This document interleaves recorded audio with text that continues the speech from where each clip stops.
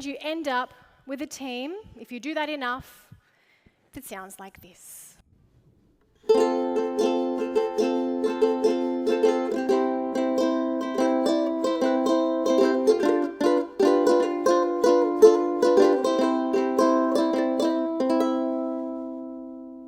But sometimes things just don't go to plan. Sometimes things go wrong. So this happened to me. It was one of those weeks where everything that could go wrong did. The kids were sick, I was running late everywhere, my project had its funding cut, and then my very capable, amazing team member sent me this email. Very reasonable. She said, "Hey Ev, just checking that we're aligned before I finalise this. You said option A, but yesterday's notes say option B. Can you confirm?" I did not read that as reasonable. I read that as, here we go, another person that needs me to do something and add something to my plate. So I responded in the way that all emotionally intelligent leaders respond, and I sent back an email straight away. And it said, "We've already covered this, please proceed as discussed. I don't have time to keep going over this over and over and over again." I hit send, whoosh. It had the emotional warmth of a parking fine. And I'm sure that's how it was received.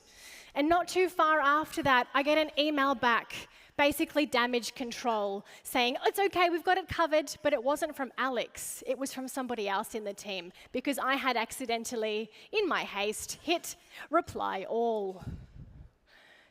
So now that very private whoopsie became a very public one.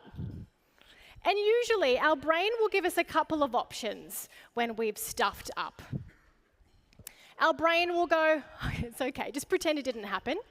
That's one easy option. Assume it's no big deal, or that they will just know what you meant, that you're busy. But as we've learnt so far, assumptions can be very dangerous. Or my personal favourite, we'll just justify it. We'll justify it. But the problem with easy options is that once you've done them once, they tend to become your default. And you're not fixing anything, and your relationship sounds a bit like this.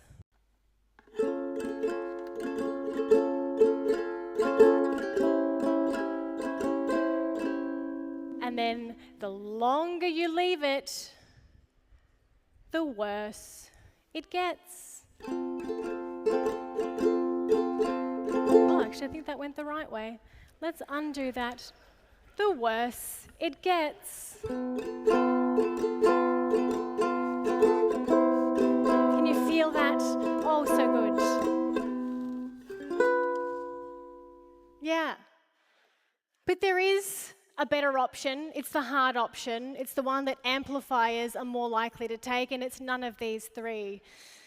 The option that we have is to put it right, and to put it right fast, because delay is where repair goes to die. And so I did.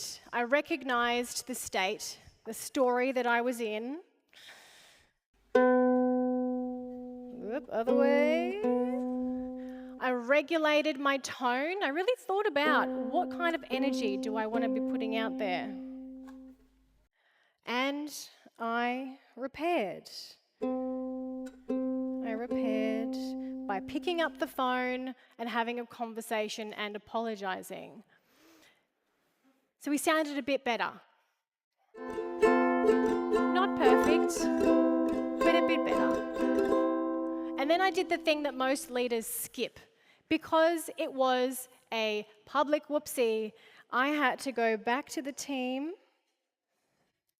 and acknowledge my resting business face. And so I did. I repaired. And the cool thing about that, there's research to support this from Gottman, and it's that relationships that experience rupture and genuine repair, they actually end up stronger. So I'm not saying don't stuff anything up. We all need to fail. We all need to make mistakes. But go out and repair those relationships. Because people, trust is not always built by getting it right. It's built by making it right.